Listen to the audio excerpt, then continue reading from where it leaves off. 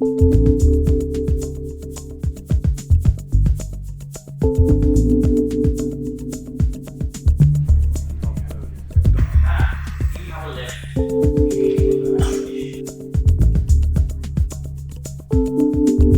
got drawn in on sort of into the subject about what happens after the fire, and I just want to share some experience with you.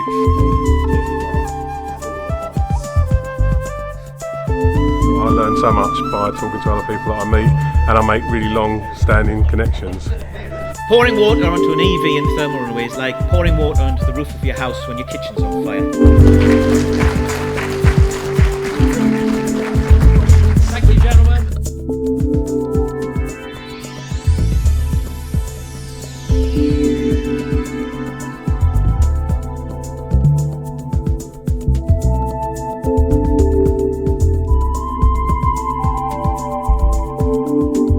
And thank you for inviting me again. Not often I get invited back. So it's really more about lithium-ion batteries, but there is a lot of electric vehicles in there.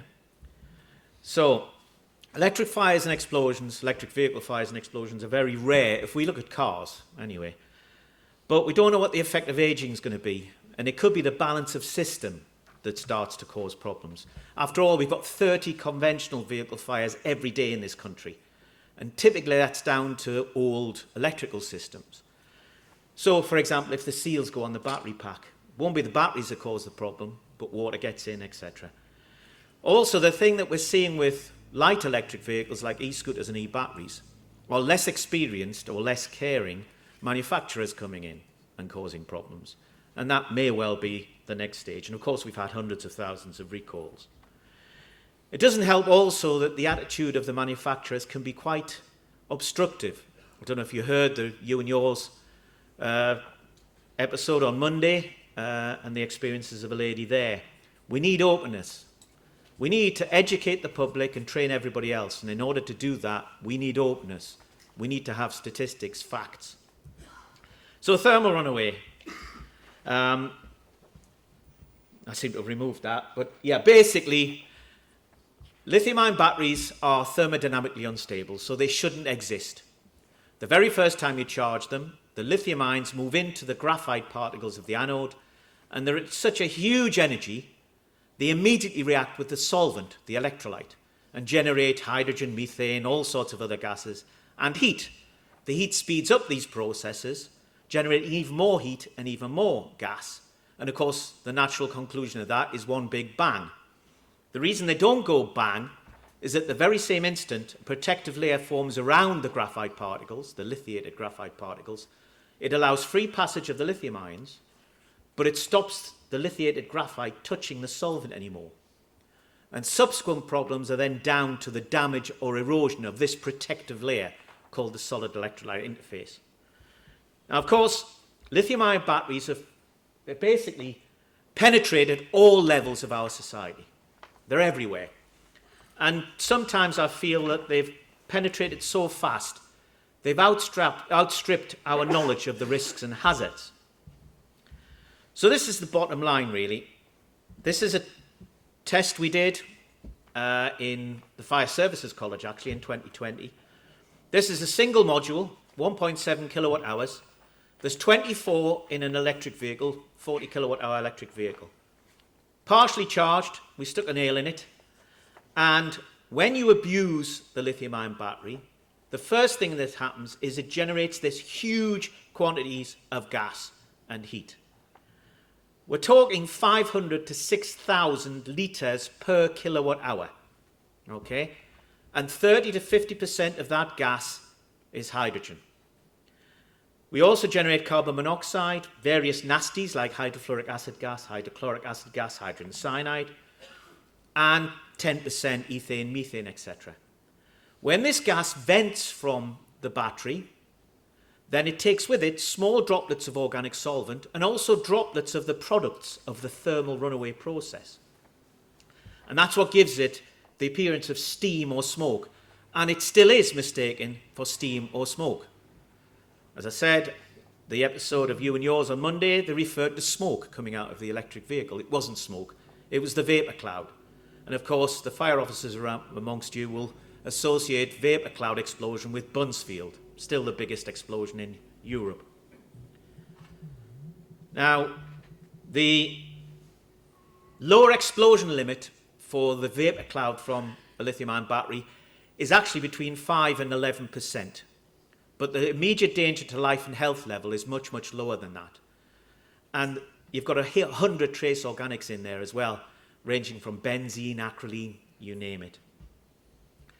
Now, there are 5 main hazards of lithium-ion batteries if we look specifically at electric vehicles or battery energy storage systems. If the gas vents from the vehicle and ignites immediately, you get 1 to 2 meter long rocket-like flames, about 1,000, 1,200 degrees C. Some commentators say as high as 2,000 degrees C. Far, far worse are what's called confined vapor cloud explosions, which I've only become aware of in the last year or so. This is where the battery itself explodes. Remember, you've got a huge volume of gas inside that metal case. The battery explodes, and that means, first of all, you get no warning. You also get shrapnel, and you may or may not get fire. If you get fire, the flames are 10 meters long. If you don't get fire, then as soon as the explosions happen, the vapor cloud's produced again. The other confined vapor cloud explosion is where the gas vents into the passenger compartment and explodes. And again, you've got shrapnel, you may or may not get long flames. Finally, you get an unconfined vapor cloud explosion where the gas vents to the outside, ignition is delayed, and then you get a vapor cloud explosion. So this is what I show all first responders. Use your common senses, okay? So thermal runaway, you generate gases and heat. If you get a confined vapor cloud explosion where the battery goes, put your head between your legs and kiss your ass goodbye, because there's nothing you can do. If the gases vent from the vehicle, the first thing you will hear is loud popping noises as blast caps go on prismatic or cylindrical cells or pouch cells burst. Then you'll hear a loud hissing or screaming noise because the gas is venting at high pressure, typically through a narrow orifice. You'll see the white vapor cloud, but first you'll probably see what looks like black smoke. That's the contents of the cells being blasted out. If it's an NMC battery, that's nickel, manganese and cobalt nanoparticles. If the gas ignites immediately, you get the rocket-like flames. If ignition is delayed, you get a vapor cloud explosion. When it's all over, you've got stranded electrical energy. That means you can get arc flash, and that has killed one person attending an electric vehicle incident. But it also means you can get reignition. And electric vehicles have ignited hours, days, weeks.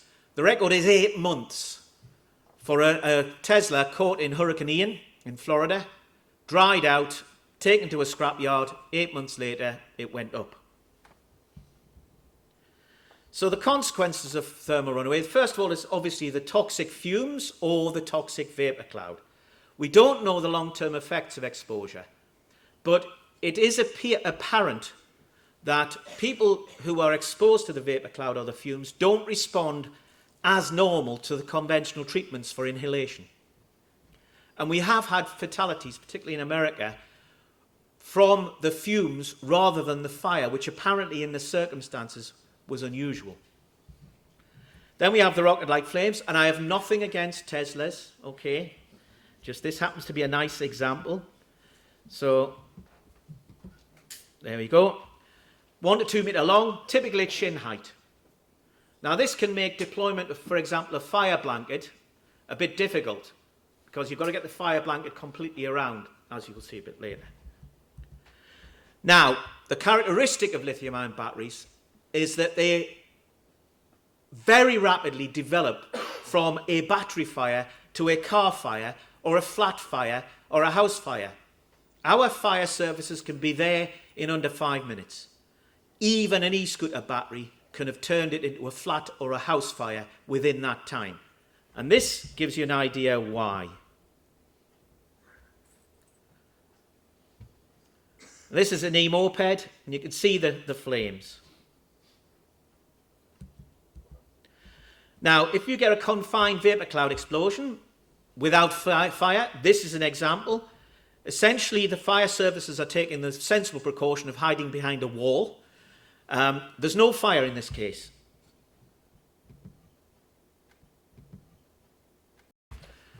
So you can see what happened here. You can see the bonnet of the car is in the foreground. The hole ripped in the roof of the carport, and the roof segment is, I don't know, 30 meters away. This is a battery explosion with fire. This is in South Korea. And you can see the flames are quite long. So it rapidly engulfs the surrounding vehicles. Now, this is something we've seen a number of times with Renault Zoes, 3 times. Essentially, the gas vents into the passenger compartment and then explodes. So it's a confined vapor cloud explosion. On the left, you can see Treviso in Italy. The car exploded in the garage, ripped the garage apart, shrapnel everywhere, set fire to a BMW parked outside. Same thing happened in Neuss in Germany. And this happened in Milan. And when I talk about explosions, what I'm actually referring to are deflagration, subsonic. But this is actually a detonation. And again, you can see the gas is leaked into the passenger compartment, but it's not really confined. What you can't hear is the sound for some reason, but there.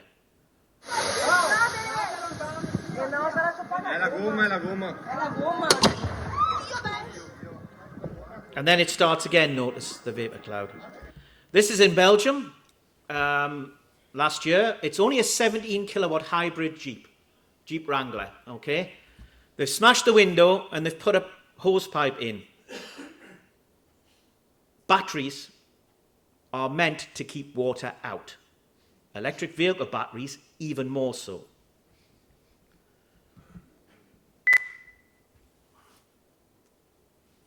That roof went about 30 meters vertically. And notice the vapor cloud starts again. There's a guy standing there with an umbrella, member of the public watching. So this is where the vapor cloud vents from the vehicle. This is Heathrow Airport. You can see the sheer volume of gas. This is an electric Mercedes. Obviously what we're seeing are the droplets of solvent and products, but that gives you an idea of the sheer volume of gas.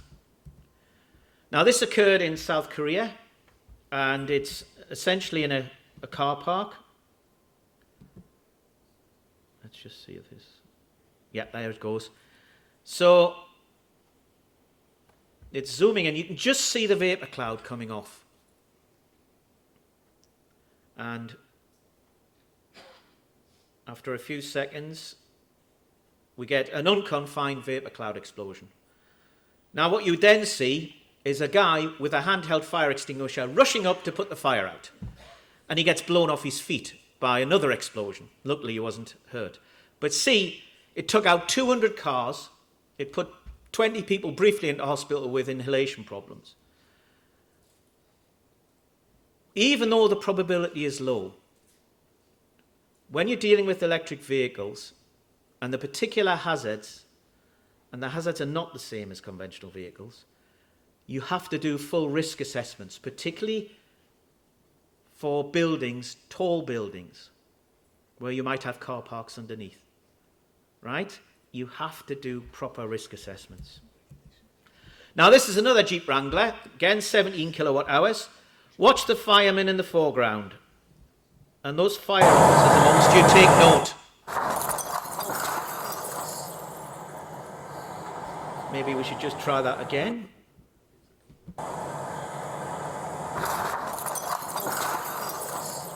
Just 12 centimeters lower would have took his head off. Training and education is essential for everybody. Educate the public, train everybody else. That is the bottom line of what I'm saying today. This is a near miss, occurred in the Midlands. Large motor manufacturer. Top right, there is a research pod with a 100 kilowatt hour battery pack. The fire services had not been trained on lithium-ion batteries. They knew nothing about it. They're wading through the vapor cloud. It's a sealed building. For some mysterious reason, they decided to use CO2 suppression. That will kill fire, but it will not stop thermal propagation. Thermal propagation, the heat propagating from cell to cell, does not require fire. Cells can get 900 degrees centigrade, more than enough to trigger the adjacent cell. So they're wading through, first of all, knee-deep droplets of organic solvent with hydrogen. They're going in and out of the door. They went in and out of that door 3 times. The 4th time they went out of that door, 4th time they went out, that happened, and you can see the guys on fire.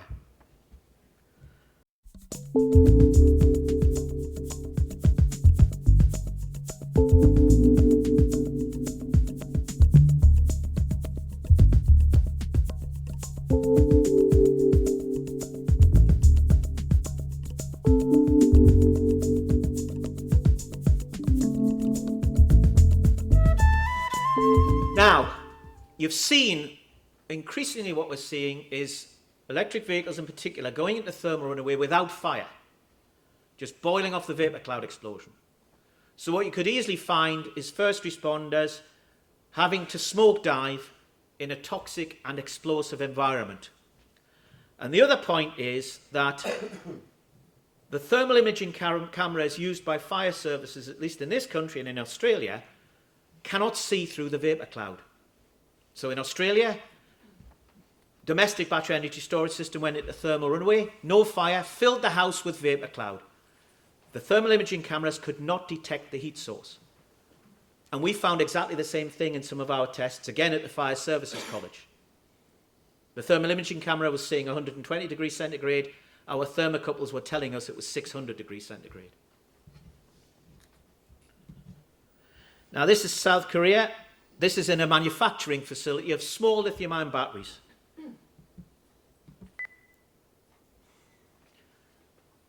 You can see vapor cloud comes. They dash in to try and remove them instead of running and screaming at the top of their voice to alert everybody else. 23 dead, 8 wounded. Lithium-ion batteries very quickly develop into big incidents, as you can see. Did they die of gas? So, most of them died, yes, of gas, but I think a lot of them were basically burned alive. So, training and education is essential for everybody. Educate the public, train everybody else. 500 to 6,000 litres per kilowatt hour. So even small batteries can cause major fires and explosions, and indeed have. This is a small battery. It's only 2 kilowatt hours. It's in a riveted metal box. Metal plates riveted to a metal frame. 2 kilowatt hours, okay?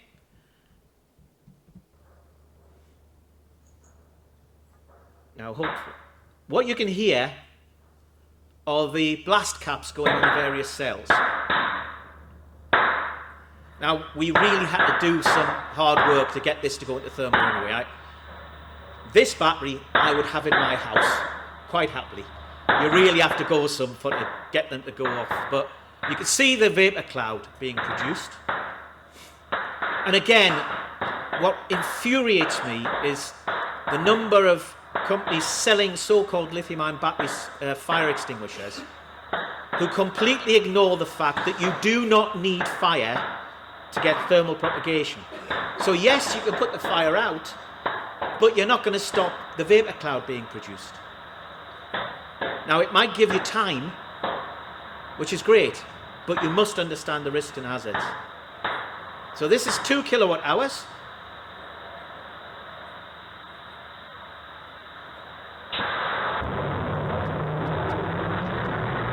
Commercial battery energy storage systems in this country start at 2 kilowatt hours and they go up to 130 kilowatt hours. Now, this is some tests we did with a synthetic mixture. It's actually used in the States for battery energy storage systems to look at the safety side.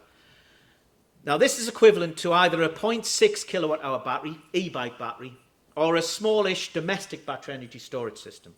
Okay? The first part of the video is sheer art. You're looking at the heart of an explosion. I think it's absolutely wonderful. But the second bit is what's happening in people's homes.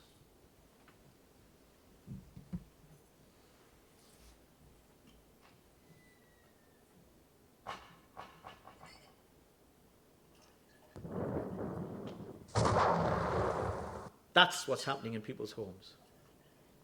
We had a flimsy plastic blast wall across the end of that container. The overpressure reached 0.3 of an atmosphere. That will damage a masonry building and certainly could kill you. This is an e-scooter in a flat in China. It's only 0.25 kilowatt hours. The most intelligent creature is the dog, because it doesn't hang around, basically. And no dogs were hurt in this video.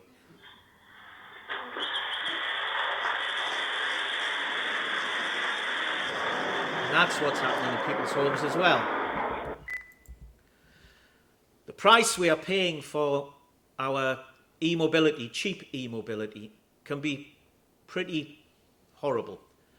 But what we mustn't do is over-regulate, because what we can't do is prevent the poorer sections of our society having access to cheap mobility.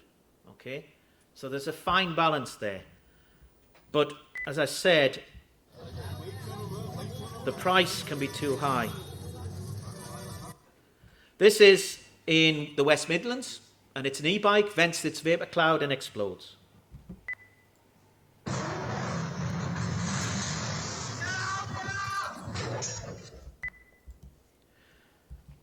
And of course, this was a terrible tragedy that occurred in Cambridge. But these things continue to be terrible tragedies that continue to happen. If an e-scooter or an e-bike goes into thermal runaway in your home, you've got an 8% chance of dying, 64% chance of ending up in hospital.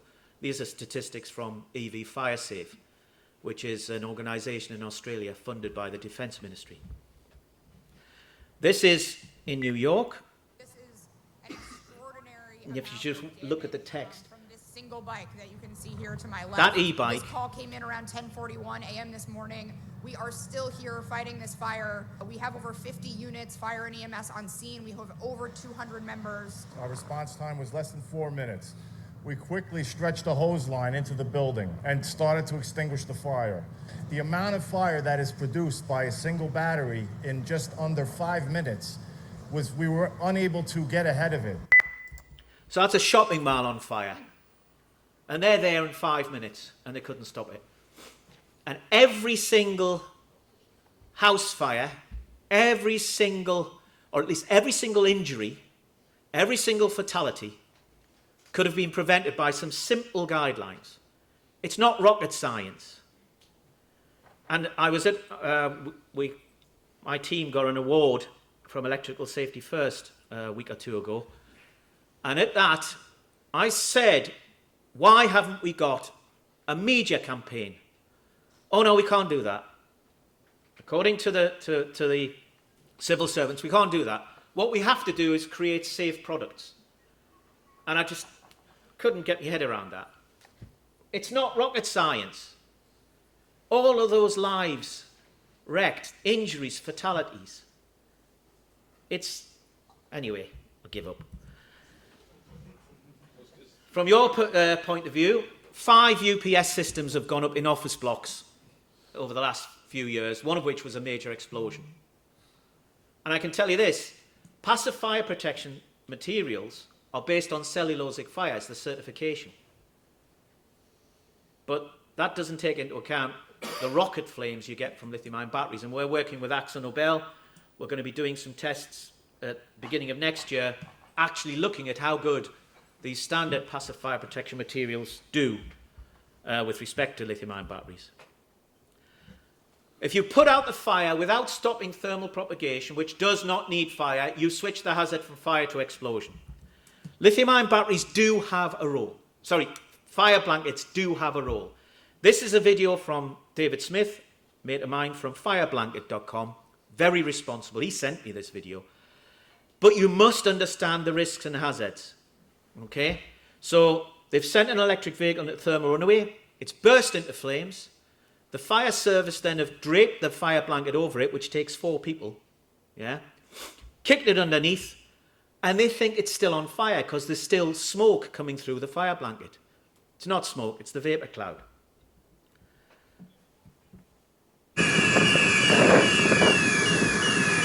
No fire notice. for him, there was a howling crosswind right to left. That was a vapour cloud explosion. As it was, I mean, he could have been killed, he could have been injured. As it was, the only victims were his trousers. And these tests were abandoned. These were funded by the Austrian government because of the flame shooting out at shin height. They couldn't actually wrap the blanket around. They do have a role, a protective role. But you must understand what the risks and hazards are. Now, this is a Japanese test using foam. They were delighted, right? They built a room around an electric vehicle without a roof, sent the electric vehicle into thermal runaway, burst into flames. They filled the room with foam, they put the fire out. Wonderful, apart from the vapour cloud boiling out of the top. And if you inject water directly into a battery pack, the undamaged cells will generate hydrogen and oxygen. They will electrolyse water to hydrogen and oxygen. That's where the myth comes from, that there is sufficient oxygen generated within a lithium-ion battery during thermal runaway for fire to be possible inside the battery. It's not. It's the hydrogen and oxygen. This comes from dropping lithium-ion batteries into water. It's the hydrogen and oxygen under water that burns or explodes. This is the Rosenbauer system. You kick it underneath, punches a hole into the battery pack, injects water. First time they did that, there was a massive thermal event. This is the Fremantle Highway. You may or may not have heard of this. At first, there was no electric vehicles on board. Then there was 500. The damage to that ship had never been seen before. The top deck, for 100 metres along its length, was elevated 2.5 metres. The I-beams inside were snapped. Okay? And I and others have absolutely no doubt that this was a massive vapour cloud explosion. Absolutely massive. And sadly, one person died. The damage to the deck prevented access to a lifeboat. He jumped off the top deck and died as he hit the water. The hazards of electric vehicles are not the same. Yet the probability is low, and I'm a fan of lithium-ion batteries. I'm not trying to demonise them at all. But the hazards are not the same. The heat release rates are 80% from the massive amount of plastic, 20% from the battery or the petrol. But it doesn't take into account the explosion hazards.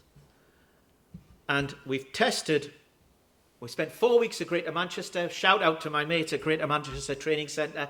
Sorry for nearly blowing up Manchester Towers inadvertently. We've tested lots of different so-called lithium-ion battery fire extinguishers.